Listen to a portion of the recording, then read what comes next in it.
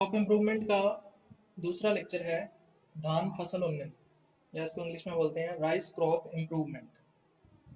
तो इसके अंदर कौन कौन से पॉइंट हम लोग डिस्कस करेंगे, तो अपने शुरू करते हैं इसको।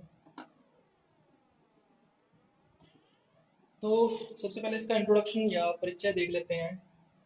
तो इंट्रोडक्शन से संबंधित क्वेश्चन जो है वो आपके फर्स्ट पेपर के अंदर जरूर पूछे जाते हैं, ठीक है। जैसे अपने इसको करेंगे आगे।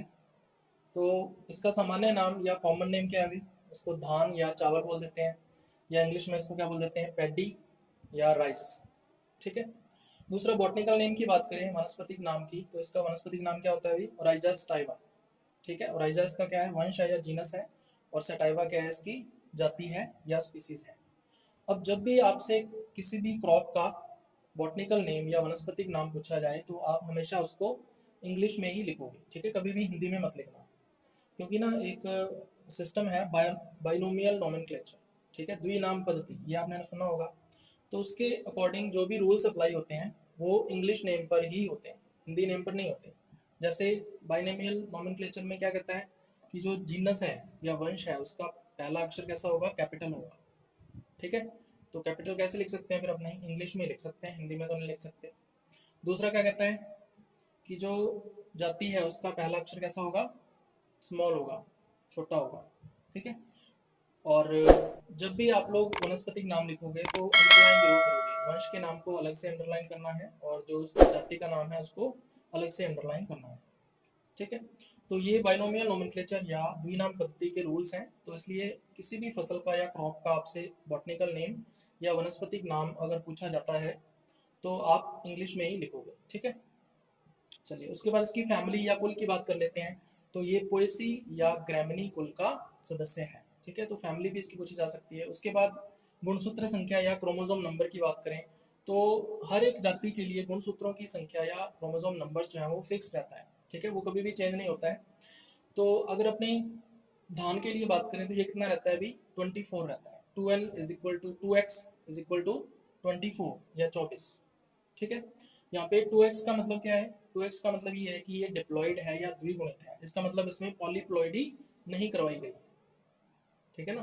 तो ये द्विगुणित या डिप्लॉइड संख्या है किसकी, क्रोमोसोम्स की, ठीक है।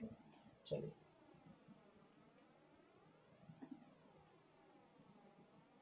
उसके बाद दूसरा हम लोग बात करते हैं जातियों की। तो ओराइजा वंश जो है ना, जो ओराइजा जीनस है, इसके अंदर टोटल कितनी स्पीसीज आती हैं, 24 जातियां आती हैं। इन 24 में से जो 22 जातियां हैं या 22 स्पीसीज हैं वो कैसी हैं अभी, वाइल्ड हैं या जंगली हैं। जबकि जो बाकी बची हुई 2 जातियां हैं या स्पीसीज हैं वो क्या है, कृषि हैं यानी कल्टीवेटेड हैं, यानी उनकी हम लोग क्या करते हैं, फार्मिंग करते हैं या खेती करते हैं, ठीक है। तो कृषि जातियां कौन कौन सी हैं उनकी अगर अपने बात करें तो 2 मुख्य जातियां हैं जिनका नाम आपको ध्यान में रखना है।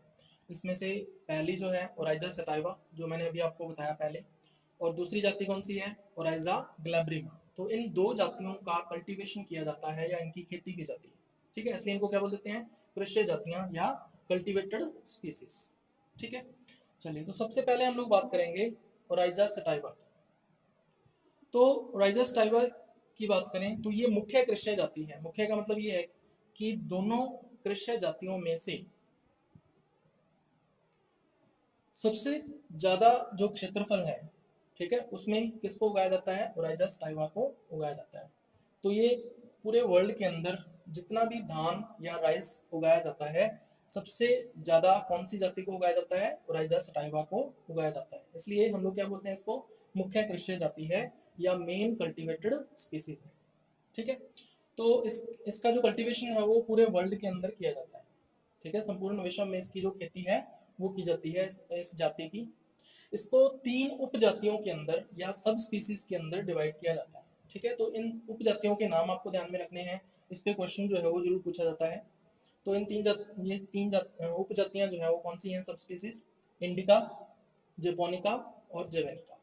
अगर अपने इंडिका की बात करें तो ये गर्म क्षेत्रों में देखने को मिलती है, यानी कि वार्म एरियाज में देखने को मिलती है, यानी ऐसे क्षेत्र या एरियाज जहाँ पर समर सीजन के अंदर या गर्मियों के अंदर जो दिन का तापमान है वो 45 डिग्री तक या 50 डिग्री तक पहुंच जाता है, क्या कहलाते हैं, वार्म एरियाज या गर्म क्षेत्र कहलाते हैं। ठीक है, तो उन एरियाज के अंदर इंडिका उपजाति जो है वो देखने को मिलती है। दूसरा आता है भाई जेपोनिका। जेपोनिका कहाँ देखने को मिलती है, ठंडे क्षेत्रों के अंदर या कोल्ड एरियाज के अंदर, जहाँ पे समर सीजन के अंदर जो दिन का तापमान है वो लगभग 25 डिग्री या 30 डिग्री से ज़्यादा नहीं जाता है। ठीक है, तो उन क्षेत्रों के अंदर जेपोनिका उपजाति या सब स्पीसीज को उगाया जाता है। और तीसरा आता है जेवेनिका। जेवेनिका कहाँ पे होता है भाई, मध्यवर्ती क्षेत्रों में, यानी कि जो तापमान है वो ना तो बहुत ज़्यादा होता है और ना ही बहुत कम होता है। ठीक है, मतलब मध्यम तापमान रहता है। तो मध्यवर्ती क्षेत्रों के अंदर या इंटरमीडिएट एरियाज के अंदर जेवेनिका उपजाति या सब स्पीसीज को उगाया जाता है। ठीक है, फॉर एग्जांपल मैं आपको बताऊं इंडोनेशिया के अंदर, ठीक है, तो इंडोनेशिया में जेवेनिका को उगाया जाता है। उसके बाद दूसरी जाति की हम लोग बात करते हैं, ओराइजा ग्लैब्रिमा की। ठीक है, तो ओराइजा ग्लैब्रिमा की बात करें तो ये कहाँ पे देखने को मिलती है अभी, गर्म क्षेत्रों के अंदर। ठीक है, यानी कि वार्म एरियाज के अंदर ये देखने को मिलेगी। इसका जो कल्टीवेशन है या इसकी जो खेती है वो कहाँ पे की जाती है, पश्चिम अफ्रीका के अंदर। ठीक है ना, साउथ अफ्रीका के अंदर, साउथ नहीं वेस्ट अफ्रीका के अंदर इसका कल्टीवेशन किया जाता है या इसकी खेती की जाती है। लेकिन धीरे धीरे क्या है, जो फार्मर्स हैं वो इस जाति का यानी ओराइजा ग्लैब्रिमा का जो कल्टीवेशन है या इसकी जो खेती है वो छोड़ रहे हैं। ठीक है, इसकी जगह पे दूसरी जाति जो है यानी ओराइजा सेटाइवा जो है उसका उपयोग बढ़ गया है। ठीक है, इसका मतलब धीरे धीरे ओराइजा ग्लैब्रिमा जो जाति है इसका स्थान ओराइजा सेटाइवा जाति के द्वारा लिया जा रहा है। ठीक है, इसलिए हम ओराइजा सेटाइवा को क्या बोलते हैं, मुख्य कृषि जाति या मेन कल्टीवेटेड स्पीसीज। ठीक है, तो ये चीज आपको ध्यान में रखनी है ओराइजा ओराइजा ग्लैब्रिमा के बारे में। चलिए इसको आगे कंटिन्यू करते हैं अपने उत्पत्ति केंद्र या सेंटर ऑफ ओरिजिन की बात करते हैं। तो हम लोग दो ही जातियों के बारे में बात करेंगे, ओराइजा सेटाइवा और ओराइजा ग्लैब्रिमा के बारे में। सबसे पहले ओराइजा सेटाइवा की बात करते हैं। तो ओराइजा सेटाइवा जो है उसको एशियन धान या एशियन राइस के नाम से भी जाना जाता है। ठीक है, ऐसा क्यों है अभी, क्योंकि इसकी जो ऐसा माना जाता है कि इसकी जो उत्पत्ति है या इसका जो ओरिजिन है वो कहाँ पर हुआ है, दक्षिण एशिया व दक्षिण पूर्वी एशिया के अंदर, यानी south Asia and south east Asia के अंदर हुआ है। ठीक है, तो इसका मतलब ये एशिया से संबंधित है, इसीलिए इसको एशियन धान या एशियन राइस के नाम से जाना जाता है। ठीक है, और ये भी माना जाता है कि इसका जो ओरिजिन है वो एक जंगली जाति से हुआ है, एक वाइल्ड स्पीसीज से हुआ है, और उस वाइल्ड स्पीसीज का नाम क्या है अभी, ओराइजा रूफी पुगोन। ठीक है, इसका नाम आपको ध्यान में रखना है, इस पर डायरेक्ट क्वेश्चन पूछा जाता है। अब ये जो ओराइजा रूफी पुगोन जाति है ये कैसी होती है, बहुवर्षीय होती है, यानी कि पेरिनियल होती है।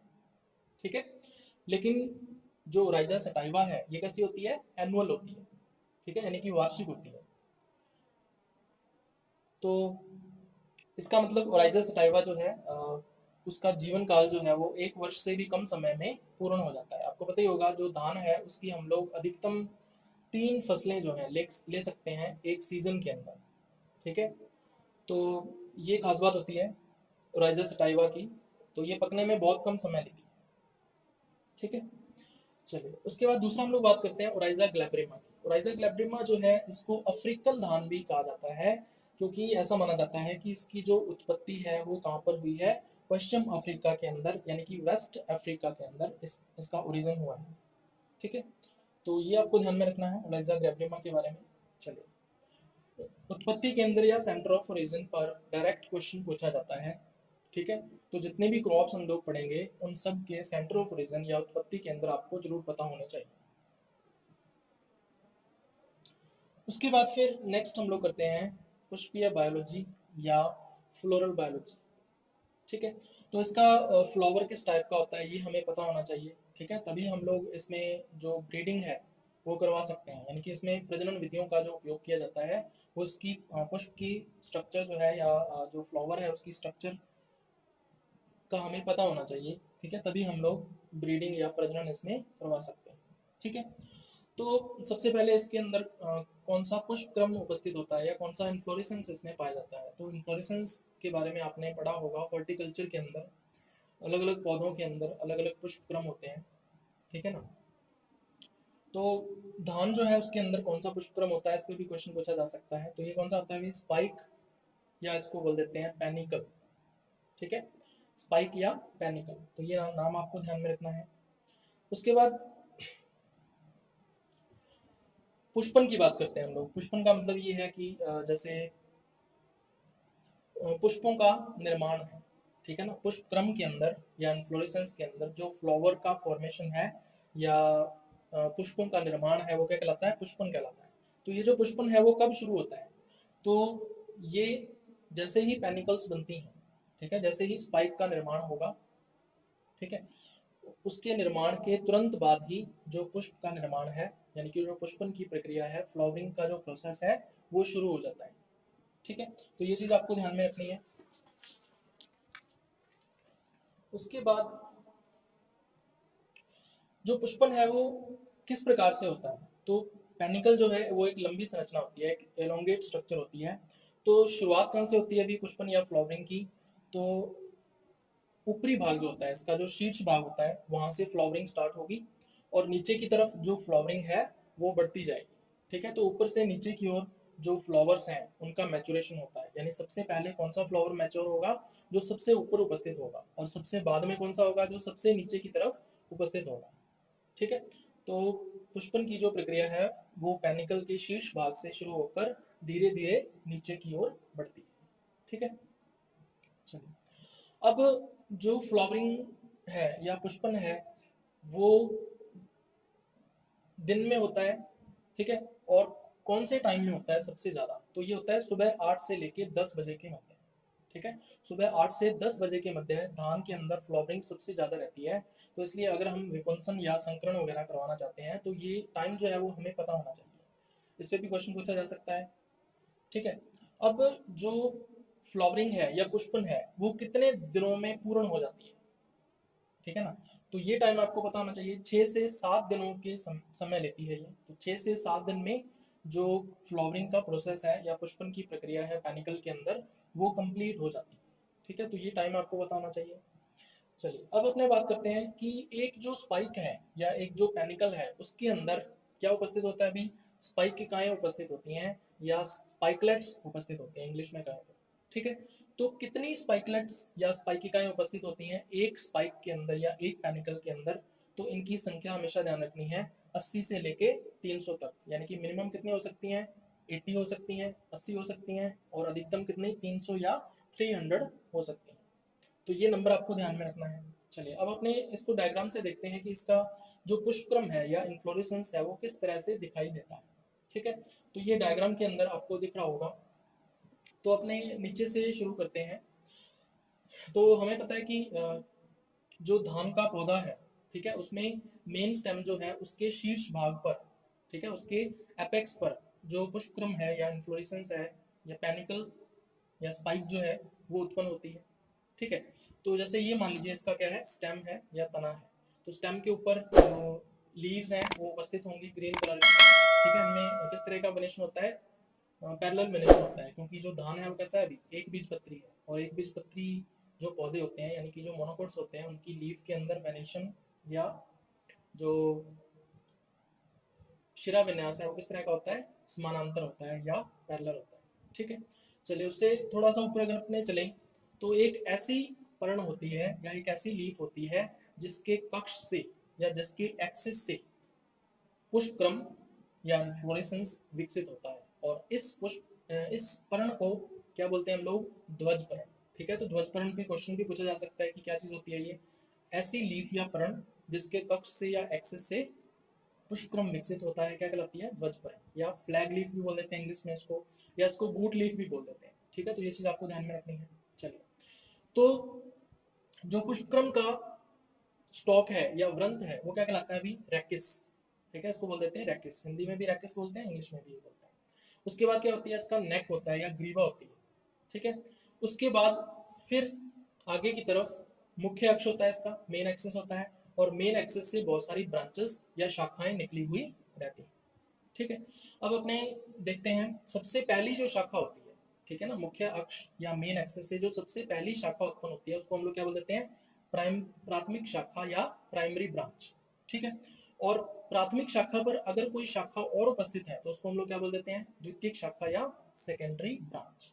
ठीक है, अब अपने बात करते हैं स्पाइकलेट्स की या स्पाइकिकाओं की। तो जो स्पाइकिकाएं हैं वो कहाँ पर उपस्थित होती हैं अभी, प्राथमिक और द्वितीयक शाखाओं पर, यानी कि प्राइमरी एंड सेकेंडरी ब्रांचेस जो हैं उन पर जो स्पाइकलेट्स हैं या स्पाइकिकाएं जो हैं वो उपस्थित होती हैं। ठीक है, तो ये आपको दिख रहा होगा, ये स्पाइकिकाएं हैं या स्पाइकलेट्स हैं। चलिए, तो ये है अभी पुष्पक्रम या इन्फ्लोरेसेंस धान या पैडी के अंदर। तो ये एक बेसिक सी स्ट्रक्चर है जो आपको पता होनी चाहिए पुष्पक्रम के बारे में। चलिए, अब इसको नेक्स्ट कंटिन्यू करते हैं अपने। अब अपने बात करते हैं कि जो हर एक स्पाइकिका है उसके अंदर कितने पुष्प होते हैं, तो इस पे भी क्वेश्चन पूछा जा सकता है। तो ध्यान में रखना है कि धान के अंदर या पैडी के अंदर एक स्पाइकलेट या स्पाइकिका के अंदर एक ही फ्लावर होता है या एक ही पुष्प होता है। तो जैसा कि आपको डायग्राम के अंदर दिख रहा होगा, ये इसकी एक बंद स्पाइकिका है या एक क्लोज्ड स्पाइकलेट है। तो क्लोज्ड स्पाइकलेट के अंदर आपको बाहर से कौन कौन से भाग जो है इसके दिखाई देंगे, तो आपको सबसे नीचे की तरफ बंधे सहपत्र दिखाई देते हैं या स्टेराइल ब्रैक्ट्स दिखाई देते हैं, और इन स्टेराइल ब्रैक्ट्स को क्या बोल देते हैं, ग्लूम्स। ठीक है, इनको ग्लूम बोलते हैं। तो कितने होते हैं ग्लूम भाई, 2 ग्लूम्स होते हैं। ठीक है, अब जो फ्लावर है या पुष्प है ये बंद रहता है।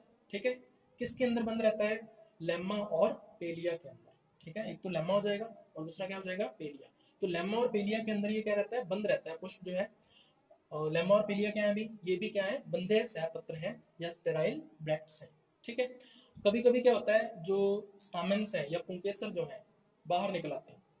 ठीक है ना, बाहर की तरफ निकले हुए रहते हैं, तो इस तरह से पुंकेसर भी हमें देखने को मिल सकते हैं। तो एक बंद स्पाइकलेट स्पाइकिका या स्पाइकलेट जो है या क्लोज्ड स्पाइकलेट जो है वो इस तरह से दिखाई देती है। तो ये आपको ध्यान में रखना है।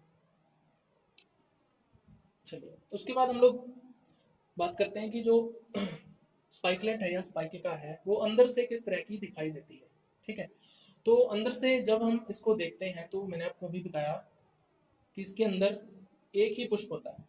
ठीक है ना, कितने कितने पुष्प होते हैं इसके अंदर, एक ही पुष्प होता है। और ये पुष्प कैसा होता है भाई, द्विलिंगी होता है, यानी कि बाइसेक्सुअल होता है। इसका मतलब इसमें पुंकेसर और जो अंडक है वो दोनों के दोनों एक ही पुष्प के अंदर उपस्थित होंगे। ऐसे पुष्प या फ्लावर्स क्या कहलाते हैं, बाइसेक्सुअल या द्विलिंगी पुष्प कहलाते हैं। और पुष्प कैसा होगा भाई, एक व्यास सममित होगा, यानी कि जाइगोमॉर्फिक होगा। इसका क्या मतलब है, पुष्प को केवल एक ही काट के द्वारा, है ना, केवल एक ऐसा अक्ष होगा या एक्सिस होगा जिससे काटने पर हम लोग उसको 2 बराबर भागों में बांट सकते हैं। ठीक है, तो इस तरह की जो सममिति है या सिमेट्री है वो क्या कहलाती है, एक व्यास सममिति या जाइगोमॉर्फिक सिमेट्री। ठीक है, तो ये चीज आपको ध्यान में रखनी है। चलिए, अब अपने इसके अंदर की तरफ देखें तो आपको दिख रहा होगा, बिल्कुल सेंटर में आपको अंडक दिख रहा होगा, अंडक या इसको कार्पल बोल देते हैं।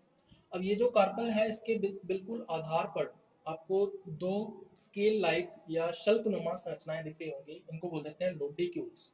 ठीक है, क्या बोल देते हैं, लोडिक्यूल्स बोलते हैं। ठीक है, लोडिक्यूल्स कितने होते हैं अभी, 2 होते हैं, इनके बारे में हम लोग आगे भी देखेंगे।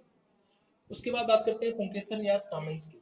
ठीक है, तो इस पे जरूर क्वेश्चन पूछा जाता है कि धान की फसल के अंदर कितने पुंकेसर या स्टामेंस होते हैं एक पुष्प में। ठीक है, तो ये आपको ध्यान में रखना है, टोटल कितने होते हैं, 6 होते हैं। ठीक है, इधर आपको दिख रहा होगा 3 पुंकेसर या स्टामेंस तो ये हैं, और 3 पुंकेसर या स्टामेंस ये हैं। तो 3 और 3 कितने हो गए, 6। तो धान के एक पुष्प में कितने पुंकेसर होते हैं या स्टामेंस होते हैं, 6 होते हैं। ठीक है, तो ये चीज आपको ध्यान में रखनी है। उसके बाद फिर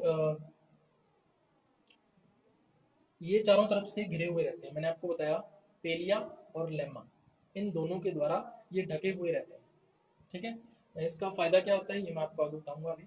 चलो, तो ये है अभी इसका एक अंदर से एक जो स्पाइकिका है वो अंदर से किस तरह से दिखाई देती है, उसके अंदर जो पुष्प है वो किस तरह से दिखाई देता है वो हम लोग देख लेते हैं। अब अपने नेक्स्ट बात करते हैं इसके पुष्पीय भागों की। ठीक है, या हम कह सकते हैं इसको पुष्प चित्र भी बोल देते हैं या फ्लोरल डायग्राम भी बोल देते हैं। ठीक है, तो हम लोग ऊपर से स्टार्ट करते हैं। सबसे ऊपर की तरफ क्या होता है भाई, मात्र अक्ष या मदर एक्सेस। मात्र अक्ष या मदर एक्सेस कौन सा होता है, ऐसी शाखा, है ना, पौधे की ऐसी शाखा या ब्रांच या ट्विग, या हिंदी में इसको बोल देते हैं टहनी, जिस पर पुष्प लगा रहता है, वो क्या कहलाती है? इसके लिए मात्र अक्ष या मदर एक्सिस कहलाती है। ठीक है, चलिए, अब ये मात्र अक्ष है और इसके नीचे की तरफ ये क्या लगा हुआ है? पुष्प लगा हुआ है। अब इस पुष्प के अंदर कौन कौन से भाग हमें दिखाई देते हैं? तो सबसे ऊपर की तरफ आपको दिखेगा ग्लोम। ठीक है, तो ग्लोम के बारे में मैंने आपको बता दिया थी कि ये क्या होता है? स्टेराइल या बंध्य सहपत्र होता है। ठीक है, अब ग्लोम के नीचे की तरफ क्या होगा? भी पेलिया होगी। ठीक है, पेलिया जो है वो भी क्या है? एक स्टेराइल या बंध्य सहपत्र है। और पेलिया के नीचे की तरफ पुंकेसर व कार्पेल यानी कि अंडक जो है वो उपस्थित होते हैं। तो ये आपको दिख रहे होंगे ग्रीन कलर के पुंकेसर या स्टामेंस। तो ये जो पुंकेसर या स्टामेंस हैं, ये कितने होते हैं? टोटल 6 होते हैं। तो ये तीन तीन के दो वॉल्स के अंदर या तीन तीन के दो चक्रों के अंदर उपस्थित होते हैं। ठीक है, तो आपको दिख रहा होगा ये तो है अंदर वाला चक्कर, इसके अंदर 3 स्टामेंस हैं, और ये है बाहर वाला चक्कर जिसके अंदर 3 स्टामेंस हैं। तो 3+3 की व्यवस्था जो है इसके अंदर रहती है। ठीक है, बिल्कुल सेंटर में आपको दिख रहा होगा अंडक या कार्पेल, और कार्पेल के अंदर कितने बीजांड होते हैं भी? तो ध्यान रखना है, इसके अंदर केवल एक बीजांड उपस्थित होता है या केवल एक ओव्यूल इसके अंदर पाया जाता है। ठीक है, चलिए, अब आपको दिख रहा होगा पंखनुमा संरचनाएं दिख रही होंगी दोनों तरफ। ठीक है, तो ये पंखनुमा संरचनाएं क्या है? ये है इसकी स्टिग्मा या वर्तिकाग्र। तो इसकी जो वर्तिकाग्र है वो बाइफिड होती है। बाइफिड का मतलब ये है कि वो दो भागों में विभाजित होती है, और इसकी सतह के ऊपर, वर्तिकाग्र की सतह के ऊपर क्या पाए जाते हैं? हेयर्स पाए जाते हैं या रोम पाए जाते हैं। ये रोम किस लिए होते हैं? ताकि जो परागकण है उनको ग्रहण किया जा सके। ठीक है ना, परागकणों को अधिक से अधिक मात्रा में ग्रहण किया जा सके, इसलिए ये किस नेचर के होते हैं? हेयरी या रोमीय प्रकृति के होते हैं। ठीक है, चलो, इसके अलावा आपको दो चीज और दिख रही होगी यहाँ पे, लोडिक्यूल्स। ठीक है, लोडिक्यूल्स क्या चीज होते हैं? अभी हमें पता है कि जो धान का पुष्प है उसके अंदर ना तो सेपल्स होते हैं, ठीक है, उसके अंदर बाह्य दल नहीं होते, ना ही पेटल्स होते हैं, उसके अंदर जो दल है वो भी नहीं होते। ठीक है, दल और बाह्य दलों का पूर्णतः अभाव होता है, या इंग्लिश में कहें तो सेपल्स एंड पेटल्स का इसमें पूर्णतः अभाव होता है। ठीक है, इसकी जगह पे क्या होते हैं? इसमें टेपल्स होते हैं। ठीक है, या क्या बोल देते हैं? परिदल, टेपल्स। और परिदल जो है या टेपल्स जो है उनके चक्कर को या वर्ल्ड को हम लोग क्या बोलते हैं? पेरियंथ। ठीक है, परिदल पुंज, या इसको इंग्लिश में बोल देते हैं पेरियंथ। ठीक है, तो यहाँ पे जो लोडिक्यूल्स हैं ये वास्तव में है क्या? टेपल्स हैं, या इनको बोल देते हैं परिदल। तो टेपल्स या परिदल जो हैं ये कैसे होते हैं? भी हरासित होते हैं, बहुत ज़्यादा रिड्यूस्ड फॉर्म में होते हैं, और इन रिड्यूस्ड स्ट्रक्चर्स को ही हम लोग क्या बोल देते हैं? लोडिक्यूल्स बोलते हैं। ठीक है, इनको टेपल्स या परिदल न बोल के हम लोग क्या बोलते हैं? लोडिक्यूल्स बोलते हैं, क्योंकि ये परिदल या टेपल्स बहुत ज़्यादा हरासित होते हैं, रिड्यूस्ड होते हैं। ठीक है, चलिए, तो ये हो गया इसके अंदर का भाग। उसके बाद नीचे की तरफ क्या होता है? लेमा होता है। तो लेमा का जो साइज है या आकार जो है वो पेलिया से बड़ा होता है। ठीक है, ये चीज हमेशा ध्यान में रखनी है। तो लेमा भी क्या है? एक स्टेराइल या बंध्य ब्रैक्ट या सैपत्र है। ठीक है, और उसके बाद सबसे नीचे की तरफ क्या होगा? इसके अंदर ग्लूम होगा। तो ऊपर की तरफ भी ग्लूम है और नीचे की तरफ भी ग्लूम है। तो ग्लूम्स की संख्या कितनी होगी? 2। तो 2 ग्लूम्स होते हैं इसके। तो ये है भी इसके पुष्प की संरचना या इसका फ्लोरल डायग्राम या पुष्प चित्र। चलिए, अब इसको आगे कंटिन्यू करते हैं हम लोग। उसके बाद परागण की बात करते हैं कि जो धान है, धान की फसल जो है इसके अंदर परागण किस तरह का होता है। ठीक है, तो सबसे पहले मैं आपको बता दूं कि इसकी जो स्पाइकिका है, ठीक है, वो 30 मिनट के लिए खुलती है। अब इसके खुलने का क्या मतलब है? मैंने आपको बताया था कि जो पुष्प है वो बंद रहता है किसके द्वारा? लेम्मा और पेलिया के द्वारा। तो लेम्मा और पेलिया दोनों अलग अलग हो जाते हैं, और ये जो प्रक्रिया है वो क्या कहलाती है? पुष्प का खुलना। ठीक है, इसको बोल देते हैं ओपनिंग ऑफ फ्लावर। तो ये जो प्रक्रिया है वो कितने टाइम तक होती है? 30 मिनट के लिए होती है। तो 30 मिनट तक जो लेमा और पेलिया है वो अलग अलग हो जाएंगे, जिससे जो पुष्प है वो खुल जाएगा। और 30 मिनट होते ही जो लेमा और पेलिया है वो वापस जुड़ जाते हैं, जिसकी वजह से पुष्प जो है वो वापस बंद हो जाता है। ठीक है, चलो, अब जैसे ही स्पाइकिकाएं खुलती हैं ठीक है, स्पाइकिका जो है जैसे ही खुलेगी उसके तुरंत बाद ही क्या हो जाएगा, परागकोश का स्फुटन हो जाता है। और परागकोश का स्फुटन हो गया, इसका मतलब क्या हुआ कि जो परागकण है ना, या पॉलन ग्रेन्स जो है वो एंथर के डाइसन से या परागकोश के स्फुटन से वो क्या आ जाते हैं, बाहर आ जाते हैं, है ना, यानी कि वो परागण के लिए या पॉलिनेशन के लिए तैयार हो जाते हैं। ठीक है। तीसरी एक बात आपको जो ध्यान में रखनी है वो ये रखनी है कि जो वर्तिकाग्र है वो कितने टाइम के लिए या कितने समय के लिए ग्रहणशील रहती है, ठीक है, या सेंसिटिव रहती है। तो ये आपको ध्यान में रखना है, एक दिन के लिए जो वर्तिकाग्र है या स्टिग्मा जो है उसकी ग्रहणशीलता या रिसेप्टिविटी जो है वो बनी रहती है। ठीक है। तो एक दिन के अंदर अंदर पॉलिनेशन या परागण होना जरूरी होता है। अगर एक दिन में परागण या पॉलिनेशन नहीं हुआ तो आगे निषेचन नहीं होगा, फर्टिलाइजेशन नहीं होगा, और आगे ग्रेन जो है उसका फॉर्मेशन नहीं होता। ठीक है। तो एक दिन का टाइम जो है वो वर्तिकाग्र या स्टिग्मा देती है पॉलन ग्रेन को पॉलिनेशन या परागण के। ठीक है। अब जो धान की फसल है या जो पैडी क्रॉप है इसके अंदर परागण किसके द्वारा होता है या किसके माध्यम से होता है, तो ये होता है वायु के द्वारा। ठीक है ना, तो धान में वायु परागण होता है। अब वायु परागण को हम लोग इंग्लिश में बोलते हैं, या इसकी साइंटिफिक टर्म क्या है, एनिमोफिली। ठीक है, इसको इंग्लिश में क्या बोल देते हैं, एनिमोफिली, या हिंदी में बोल देते हैं वायु परागण। तो ऐसे पौधे जिनमें वायु परागण पाया जाता है उनमें जो पुष्प होते हैं, उनमें जो पुंकेसर होते हैं, ठीक है, उनके जो परागकोश होते हैं वो कैसे होते हैं, मुक्त दोली होते हैं। मुक्त दोली होने का मतलब क्या है कि जो परागकोश है वो पुतंतु के ऊपर, यानी कि जो एंथर्स हैं वो फिलामेंट के ऊपर हिलने डुलने के लिए स्वतंत्र होते हैं, है ना, फ्रीली मूव कर सकते हैं, ताकि आसानी से वो क्या कर सकें, परागकणों को गिरा सकें। ठीक है ना, ताकि आसानी से वो परागकणों को गिरा सकें। तो इसको क्या बोलते हैं, मुक्त दोली परागकोश। ठीक है, या वर्सेटाइल एंथर्स। तो वर्सेटाइल एंथर्स किसमें पाए जाते हैं, धान के अंदर पाए जाते हैं। सिर्फ धान में ही नहीं, पोएसी या ग्रेमिनी कुल के जितने भी मेंबर्स हैं या जितने भी सदस्य हैं उन सभी में वर्सेटाइल या मुक्त दोली परागकोश या एंथर्स पाए जाते हैं। तो ये चीज आपको ध्यान में रखनी है, इंपॉर्टेंट चीज है। अब धान में कैसा परागण होता है, स्व परागण होता है या पर परागण होता है। तो धान के अंदर क्या होता है भाई, स्व परागण होता है या सेल्फ पॉलिनेशन होता है। ठीक है, तो ये क्या है, एक स्व परागित फसल है या सेल्फ पॉलिनेटेड क्रॉप है। तो फिर पर परागण इसमें होता है या नहीं, तो ये होता है 2% से भी कम। तो 2% से भी कम मात्रा में पर परागण या क्रॉस पॉलिनेशन इसके अंदर होता है। मैंने आपको बताया था कि 30 मिनट के लिए स्पाइकिका खुलती है, तो इन 30 मिनटों के अंदर कोई परागकण जो है वो बाहर से आ सकता है। ठीक है ना, किसी दूसरे पौधे से जो परागकण है वो आकर परागण कर सकता है, लेकिन ये जो प्रक्रिया है वो कम रहती है, क्योंकि जो फ्लावर है वो सिर्फ 30 मिनट के लिए ही खुला रहता है।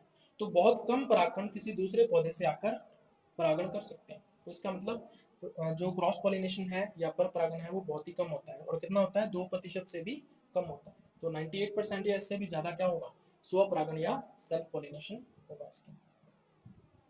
चलिए, उसके बाद इसके फ्रूट की बात कर लेते हैं। तो टाइप्स ऑफ फ्रूट जो है, यानी फलों के जो प्रकार हैं, ये आपने हॉर्टिकल्चर के अंदर पढ़े होंगे। तो फल का एक प्रकार होता है कैरियोप्सिस, है ना। तो धान के अंदर फल जो है वो किस प्रकार का होता है, कैरियोप्सिस टाइप का होता है।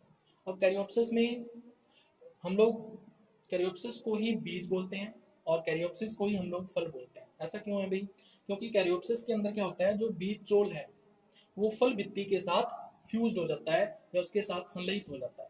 ठीक है, इसलिए हम लोग ये नहीं बता सकते कि इसमें फ्रूट कौन सा है और सीड कौन सा है। तो उसी को हम लोग फ्रूट बोल देते हैं और उसी को क्या बोल देते हैं, सीड बोल देते हैं। तो कैरियोप्सिस में जो सीड कॉट है वो फ्रूट वॉल के साथ फ्यूज रहता है। ठीक है, ये खास बात होती है कैरियोप्सिस फ्रूट की। तो इसके बारे में भी पूछा जा सकता है। उसके बाद फिर हम लोग बात करते हैं नेक्स्ट, प्रजनन उद्देश्य या ब्रीडिंग ऑब्जेक्टिव की, कि हम लोग धान के अंदर जो प्रजनन विधियां उपयोग करते हैं या जो ब्रीडिंग मेथड्स का हम लोग यूज करते हैं उसका ऑब्जेक्टिव क्या है, या किन उद्देश्यों के लिए हम लोग प्रजनन करवाते हैं धान के अंदर। ठीक है, तो अलग अलग उद्देश्य हो सकते हैं, अलग अलग क्रॉप्स में ये परिवर्तित होते रहते हैं। तो आज हम लोग धान के अंदर देखेंगे।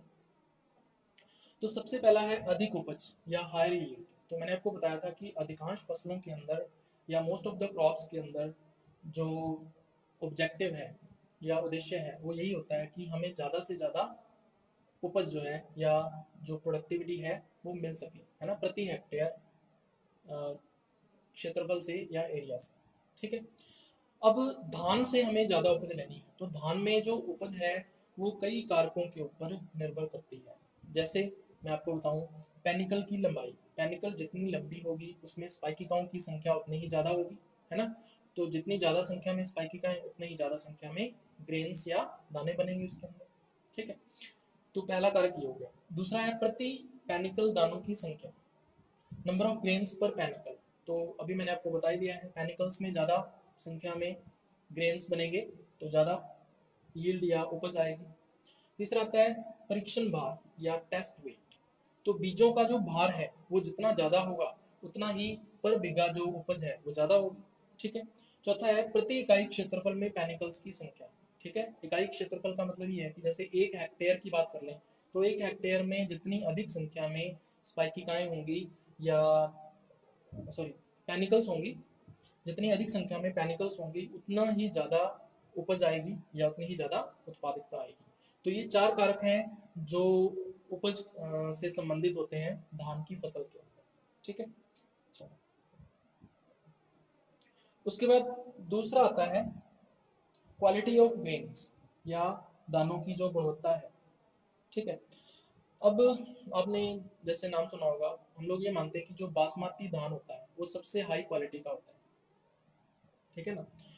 तो अगर हम बासमती धान जो है उसका हम लोग क्या करते हैं, एक्सपोर्ट करते हैं या निर्यात करते हैं उसका, ठीक है, अलग दूसरे देशों के अंदर, ठीक है। तो उसका हमें इकोनॉमिक बेनिफिट होता है। तो बासमती धान जो है उसका निर्यात जो है वो अधिक आर्थिक महत्व का है, मोर इकोनॉमिक इम्पोर्टेंस का है। तो गुणवत्ता जो है या क्वालिटी जो है वो बहुत इंपॉर्टेंट चीज़ है धान के अंदर या पैडी के अंदर। तो 3 ऐसे कैरेक्टर्स हैं या 3 ऐसे लक्षण हैं जो क्वालिटी से संबंधित होते हैं। जैसे कि कुकिंग क्वालिटी, जब हम धान को पकाते हैं तो आपने देखा होगा कि जो आप चावल लाते हो तो चावल जो है उसका प्राइस अलग अलग होता है, ठीक है। कोई 30 रुपये किलो आता है, कोई 60 रुपये किलो आता है। तो ये जो डिफरेंस है वो क्वालिटी की वजह से ही है, ठीक है। अगर आपने 30 रुपये किलो मान लीजिए चावल ले लिया और आपने घर में चावल पकाया, तो जो चावल हैं वो मिक्स हो जाएंगे, है ना। उसके जो ग्रेन्स हैं, जो दाने हैं चावल के, वो टूट जाते हैं और टूटने की वजह से वो क्या बन जाता है, मिक्सअप हो जाता है। लेकिन अगर आप 60 रुपये किलो वाला चावल जो है पकाओगे घर पे लाके, तो उसके जो ग्रेन्स हैं या दाने जो हैं वो अलग अलग रहते हैं, तो इसका मतलब वो हाई क्वालिटी का है। तो सबसे पहला क्या आता है, कुकिंग क्वालिटी या इसको पकाने की जो गुणवत्ता है। दूसरा आता है मिलिंग क्वालिटी। मिलिंग का मतलब इसको जब हम पीसते हैं तो पीसने के टाइम टाइम पर किस तरह से इसका जो फ्लोर बनेगा, इसका जो आटा बनेगा, ठीक है, उसकी क्वालिटी किस तरह की होगी, ठीक है। तो ये होती है दूसरी गुणवत्ता। तीसरा है प्रोसेसिंग क्वालिटी, ठीक है ना। जब हम लोग धान की प्रोसेसिंग करते हैं, प्रोसेसिंग का मतलब जैसे सफाई करते हैं, ठीक है, उसको उसको सुखाते हैं, उसकी ड्राइंग करते हैं, ठीक है, उसका बीजोपचार करते हैं, ठीक है। तो ये सारे के सारे प्रोसेस किस में आते हैं, प्रोसेसिंग के अंदर आते हैं, ठीक है। तो ये जो गुणवत्ता है वो किससे संबंधित होती है, प्रोसेसिंग से संबंधित होती है। तो प्रोसेसिंग क्वालिटी, तो ये 3 कैरेक्टर्स या लक्षण हैं जो गुणवत्ता से संबंधित होते हैं, ठीक है। तो ये चीज़ आपको ध्यान में रखनी है। तो ये था दूसरा ऑब्जेक्टिव। उसके बाद तीसरा हम लोग देखते हैं रोग रोधिता, ठीक है, या डिजीज रेजिस्टेंस बोल देते हैं इसको। तो धान की फसल में कई प्रकार के रोग जो हैं वो उत्पन्न हो सकते हैं, जो क्या कर सकते हैं, अभी आर्थिक नुकसान कर सकते हैं, ठीक है। रोग होने से क्या होगा भाई, एक तो जो उपज है या यील्ड है वो कम हो जाएगी, और दूसरा जो क्वालिटी है प्रोडक्ट की या जो गुणवत्ता है वो भी कम हो जाएगी, जिसकी वजह से जो मार्केट प्राइस है वो कम हो जाएगा धान का, ठीक है। तो इसलिए हमें रोग प्रतिरोधी जो क्षमता है वो विकसित करनी होगी धान के अंदर, तो ये भी एक उद्देश्य रहता है। अब धान के अंदर कौन कौन से रोग जो हैं वो उत्पन्न होते हैं, तो आपको आपने सुने ही होंगे धान के अंदर, प्लांट पैथोलॉजी के अंदर, जैसे ब्लास्ट डिजीज है, ठीक है, लीफ ब्लाइट है, स्टेम रॉट है, ब्राउन स्पॉट है, ठीक है। ये चारों की चारों डिजीज जो है या तो बैक्टीरिया या फिर फंगस से संबंधित हो सकते हैं। ये 4 डिजीज जो हैं वो ज़्यादातर किससे संबंधित होती हैं, फंगस से। इनमें से हो सकता है कोई वायरस सॉरी जो बैक्टीरिया है या जीवाणु से संबंधित भी हो। उसके बाद कुछ वायरस डिजीज भी होती हैं, जैसे आपने नाम सुना होगा इसके अंदर, rice tungro virus and grassy stunt virus. तो ये दोनों की दोनों डिजीज वायरस के द्वारा धान की फसल में होती हैं। ठीक है, तो इन रोगों के प्रति रोधी किस्मों का निर्माण करना भी पादप प्रजनन का एक उद्देश्य जो है वो हो सकता है। ठीक है, चलिए इसको कंटिन्यू करते हैं अपने आगे। उसके बाद नेक्स्ट जो ऑब्जेक्टिव होता है, ठीक है, वो कौन सा है अभी, कीट रोधता या इंसेक्ट रेजिस्टेंस। तो हमें पता है कि धान की फसल में कई तरह के जो इंसेक्ट्स हैं, इंसेक्ट पेस्ट्स हैं या कीट हैं, वो क्या कर सकते हैं, उसको क्षति पहुंचा सकते हैं या डैमेज कर सकते हैं क्रॉप को, जिसकी वजह से हमें इकोनॉमिक लॉस होगा, वही यील्ड भी कम होगी, क्वालिटी भी कम हो जाएगी, है ना। तो इसलिए हमें क्या करना पड़ेगा, इन कीटों के प्रति जो रोधिता है वो हमें उत्पन्न करनी होगी धान की किस्मों के अंदर। ठीक है, तो कौन कौन से कीट है अभी, तो ये नाम आपने सुने होंगे एंटोमोलॉजी के अंदर, जैसे स्टेम बोरर है, ब्राउन प्लांट हॉपर है, गाल मिज है, ठीक है, राइस बुंदी बग है, राइस मीली बग है, ठीक है ना। तो ये इंसेक्ट्स हैं जो डैमेज कर सकते हैं क्रॉप को, तो इनके प्रति हमें जो रेजिस्टेंस पावर है या प्रतिरोधक क्षमता है वो डेवलप करनी होगी धान की किस्मों के। उसके बाद नेक्स्ट आता है संकर धान या हाइब्रिड राइस। तो संकर धान का विकास जो है उसके ऊपर बहुत ज़्यादा रिसर्च हो रहा है। ठीक है ना, जो संकर किस्में हैं धान की उनको विकसित करने के बहुत ज़्यादा प्रयास किए जा रहे हैं। इसीलिए जो संकर धान का विकास है वो भारत में जो धान प्रजनन कार्यक्रम है, यानी कि जो राइस ब्रीडिंग प्रोग्राम है, उसका एक प्रमुख अंग है। ठीक है, तो इसमें यही चीज़ आपको ध्यान में रखनी है। तो संकर किस्मों का विकास करना भी एक उद्देश्य रहता है पादप प्रजनन का धान के अंदर। उसके बाद आता है उन्नत पादप प्ररूप या improved plant types. Improved plant types कौन से होते हैं अभी, ऐसे प्लांट्स जो फर्टिलाइजर रिस्पॉन्सिव होते हैं। फर्टिलाइजर रिस्पॉन्सिव का मतलब मैंने आपको पहले बताया था कि हम लोग पौधे को या प्लांट को जितनी ज़्यादा मात्रा में उर्वरक या फर्टिलाइजर देते हैं उतनी ही ज़्यादा वो उपज देता है। ठीक है, तो ये जो गुण है उसका वो क्या कहलाता है, फर्टिलाइजर रिस्पॉन्सिव या उर्वरक संवेदिता कहलाती है। ठीक है, तो ऐसे जो पौधे हैं वो क्या कहलाएंगे, इम्प्रूव्ड प्लांट टाइप्स कहलाएंगे, उन्नत पादप प्रकार कहलाएंगे।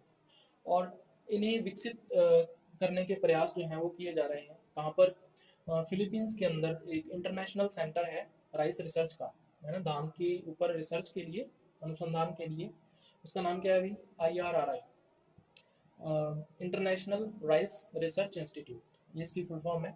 इसके अलावा जापान के अंदर भी इम्प्रूव्ड प्लांट टाइप्स या उन्नत पादप प्रकार जो हैं वो विकसित करने के प्रयास किए जा रहे हैं। तो फिलहाल आपको इतना ही ध्यान रखना है इसके अंदर। तो ये भी एक उद्देश्य है या ऑब्जेक्टिव है। चलिए उसके बाद नेक्स्ट हम लोग पढ़ेंगे प्रजनन विधियां या ब्रीडिंग मेथड्स। तो ब्रीडिंग मेथड्स में हम लोग पढ़ेंगे कि धान में कौन सी प्रजनन विधि के उपयोग से कौन सी किस्म को विकसित किया गया है। ठीक है, इस पे डायरेक्ट क्वेश्चन पूछा जाता है अभी। ठीक है, तो आपको किस्म का नाम दे देंगे, आपसे ये पूछा जाएगा कि कौन सी प्रजनन विधि के द्वारा इसको विकसित किया गया है। ठीक है, या फिर किस्म का नाम दे देंगे, आपसे पूछा जाएगा कि ये कौन सी फसल की किस्म है, तो ये आपको बताना होगा इसके अंदर। तो अगर किसी एक प्रजनन विधि पर क्वेश्चन आता है, जैसे मान लीजिए प्रतीप संकरण विधि आ गई, बैक्रॉस मेथड आ गई, या प्योर लाइन सिलेक्शन मेथड आ गई, या म्यूटेशन ब्रीडिंग आ गई, तो उसमें क्या करना पड़ेगा आपको, एक तो किस्मों के नाम लिखने पड़ेंगे कि इस प्रजनन विधि के द्वारा ये किस्में धान के अंदर विकसित की गई हैं, और फिर उस प्रजनन विधि या ब्रीडिंग मेथड को डिस्क्राइब करना होगा। तो वो सेकंड ईयर का जो फर्स्ट सेमेस्टर के अंदर आपने ब्रीडिंग मेथड्स पढ़ी हैं वो वहाँ से करना पड़ेगा। ठीक है, तो यहाँ पर हम लोग सिर्फ किस्मों के बारे में पढ़ेंगे कि कौन सी प्रजनन विधि या ब्रीडिंग मेथड के उपयोग से कौन सी किस्म को विकसित किया गया। तो सबसे पहला आता है पुरस्थापन या इंट्रोडक्शन। तो अलग अलग देशों से या अलग अलग कंट्रीज से धान की नई नई किस्मों को भारत के अंदर लाकर उगाया गया, यही क्या कहलाता है, पादप पुरस्थापन या प्लांट इंट्रोडक्शन कहलाता है। ठीक है, तो यहाँ पे 4 किस्मों के नाम आपको ध्यान में रखने हैं, इन पे क्वेश्चन भी पूछा जाता है। जैसे IR8, इसका नाम पहले भी आया हुआ है।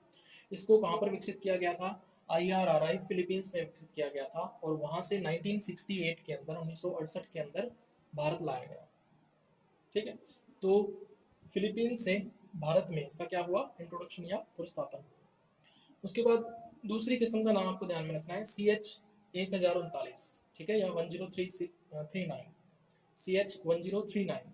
ये जो किस्म है वो चीन के अंदर विकसित की गई थी और चीन से भारत में लाई गई। भारत में कहाँ पे लाई गई, कश्मीर के अंदर। तो इसका चीन से कश्मीर में क्या हुआ, पुनर्स्थापन या इंट्रोडक्शन हुआ। तीसरी किस्म आपको ध्यान में रखनी है नोरिन 18, है ना, नोरिन 18। तो ये जापान के अंदर विकसित की गई किस्म है और इसको भारत में कहाँ लाया गया, हिमाचल प्रदेश के अंदर। तो इसका मतलब इसका पुनर्स्थापन कहाँ से कहाँ हुआ है, जापान से हिमाचल प्रदेश में इसका इंट्रोडक्शन हुआ। और चौथी किस्म जो आपको ध्यान में रखनी है वो है मैसूरी। मैसूरी किस्म जो है वो मलेशिया के अंदर विकसित की गई थी और मलेशिया से फिर भारत में इसका इंपोर्ट किया गया, इसको आयात किया गया और भारत में कहाँ पे लाया गया, इसको आंध्र प्रदेश के अंदर। तो इसका मतलब मैसूरी जो किस्म है इसका मलेशिया से आंध्र प्रदेश में पुनर्स्थापन या इंट्रोडक्शन हुआ। तो ये चीज आपको ध्यान में रखनी है। तो ये है पहली ब्रीडिंग मेथड या पादप प्रजनन विधि। उसके बाद दूसरी विधि की हम लोग बात करें तो दूसरी विधि है भी शुद्ध वंशक्रम वर्ण, प्योर लाइन सिलेक्शन। तो प्योर लाइन सिलेक्शन के द्वारा या शुद्ध वंशक्रम वर्ण के द्वारा धान में दो किस्मों को विकसित किया गया है और ये बहुत इंपॉर्टेंट वैरायटीज हैं इसकी। तो इनके नाम आपको ध्यान में रखने हैं। सबसे पहला क्या है, SR26B, ठीक है, या SR26B भी बोल देते हैं इसको। तो इसकी खास बात क्या होती है कि ये लवणता रोधी होती है, यानी कि ऐसी मृदा या सॉइल जिसमें लवणों की मात्रा बहुत ज़्यादा है, सॉल्ट्स जो है वो बहुत ज़्यादा है, उस एरिया में हम लोग इस किस्म को आसानी से उगा सकते हैं और उपज ले सकते हैं। ठीक है, चलिए दूसरी किस्म आपको ध्यान में रखनी है FR43B या FR43B भी बोल देते हैं इसको। तो इसकी खास बात क्या है, ये बाढ़ वाले क्षेत्रों के अंदर, यानी ऐसे एरियाज जहाँ पे बाढ़ बहुत ज़्यादा आती है, तो उन क्षेत्रों के अंदर